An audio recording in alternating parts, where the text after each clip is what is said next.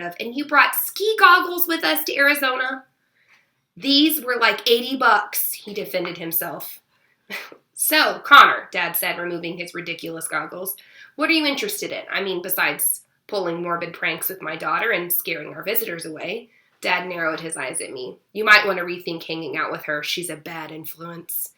And you have terrible sideburns, I said, unable to come up with anything better. He really did have bad sideburns. They were horribly uneven.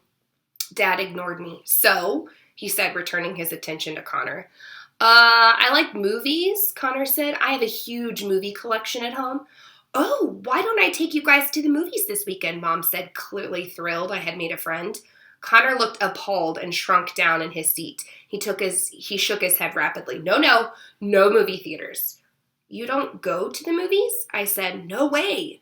I went only once since my tic started a few years ago, and it was not a fun experience. What happened? I asked. People complained, of course. No one wants to listen to a dog barking while they try to watch a movie. That's messed up, I said. People are so rude. They're not rude, Connor said. They don't know I have Tourette's. That's what makes it so embarrassing. I scrunched up my nose. You should wear a t-shirt that says, I have Tourette's on it everywhere you go. Then people will leave you alone. Connor snorted. Yeah, maybe you could make me one, Avon. Then he kicked my foot under the table gently. Should we tell them? He whispered. Tell us what? Mom said. I gave my parents a highly serious look. We think there may be a murderer at Stagecoach Pass. Dad coughed and choked on his mouthful of pork chop. Mom slapped him on the back while he hacked his food into his napkin. When he finally could breathe, he gasped, What? Why would you think such a thing? We updated Mom and Dad on our theories about the Kavanaughs. Avon, Mom said, just because people are secretive doesn't mean they've been murdered. I have to admit, Sheebs, Dad said, you haven't exactly presented us with the most convincing evidence. Some people just really value their privacy, Mom added. I nodded at them like I agreed, but Connor and I gave each other knowing looks. Yeah, right. Like we were going to let it go that easily. Then Connor looked from me to my parents and back again. So where does Avon get her red hair from? He asked. I'm adopted, Connor, I said. Oh, that's cool, said Connor. It's so cool, said Mom. I rolled my eyes. Here she goes. She loves telling people about my adoption. Connor looked at Mom with interest, so she took that as her clue to tell the story for the millionth time. This is so bright. How can you see my face? There we go. Connor looked at my mom with interest, she began. Avon's dad and I couldn't have a baby, so we figured we'd end up adopting one. I started reading a lot about adoption online. Then one day I was on this website and there was a tab that said, Kids in Need of a Forever Family. So I clicked on it. I scrolled down until I saw it. The most precious little angel baby face I'd ever seen in my entire life. It was mine, in case you were wondering, I said. I knew the moment I saw her she was my daughter, Mom went on. With those chubby pink cheeks and bright red mop of hair, she'd never seen such a precious, beautiful, amazing, brilliant, intelligent child, I said. Connor raised an eyebrow at me. I may be embellishing a little.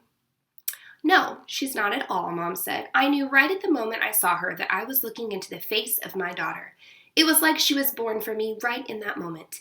Some women birth babies through their you-know-what, but I birthed Avon through my computer that day. I groaned. Mom, that is the worst part of your story. Connor totally didn't need to hear that. Really, Laura, Dad said, it's the worst. It's just awful. She glared at Dad before returning to her story. Anyway, right below her picture, it said Avon, 2 years old. I couldn't believe she was 2 years old and hadn't been adopted yet. Yeah, she didn't realize she was on an adoption website for children with special needs, I said. So I clicked on her picture, and that's when I saw she didn't have any arms. And it didn't even matter, I said. She wanted me anyway. Mom gave me her gushy love face, so I broke the news to her dad that night at dinner. Yeah, Dad said, she told me my future daughter was a beautiful redhead. Oh, and also that she didn't have arms. How did you feel about it? Connor asked. Well, I was surprised, of course, but once I saw her, I agreed wholeheartedly. She was our daughter. Dad gave me his own version of the gushy love face.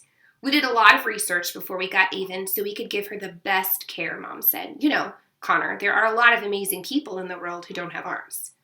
Really, said Connor. Yes, said Mom. There's a successful architect who designed skyscrapers by using his feet to type, just like Avon does on her computer, and a woman who paints beautiful artwork that sells for quite a bit of money. There's that guy who's the motivational speaker, Dad added. Oh, yeah, Mom said. And then there are people just living totally regular lives, raising babies and driving cars and doing everything people with arms do.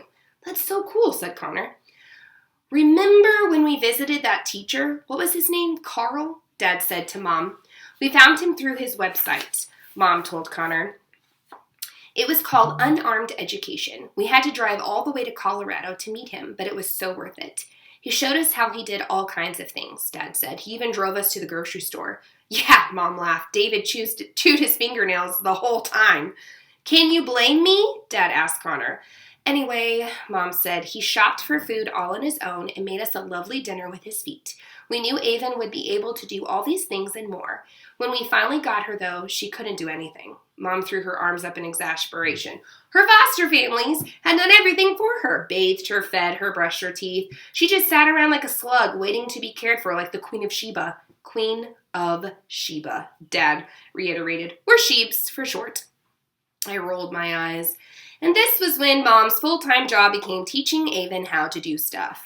Right away, Mom said. I was dumping out jars of marbles and telling her to put them all back in the jar, giving her a bowl of fish crackers and telling her to feed them to herself one at a time, giving her a sheet of stickers and a blank piece of paper and telling her to decorate it, telling her to brush her own teeth, wash her own feet, scratch her own itches. Come to think of it, I said, it wasn't so much teaching me how to do stuff as it was telling me to do stuff. That may be, Mom said, but mostly it was telling her she could do just about anything if she tried hard enough. Yeah, I got over being the Queen of Sheba pretty quickly, I said. I can see that, said Connor, and with that he spit his mouthful of mashed potatoes right in my face. Oh my gosh, you guys, I love this book so much. Well, now we know how Avon was adopted and how she learned how to do all the things she can do on her own. Isn't that inspiring? We can do so much stuff, you know? It really is inspiring. She doesn't even need arms. That's beautiful. All right, well, I can't wait for chapter, let's see, what was that? Chapter 14. So tomorrow's chapter 15. We're like almost halfway through the book. Yeah, pretty much. Pretty amazing. All right, loves, I love you so much. Have such a fantastic day. You are awesome.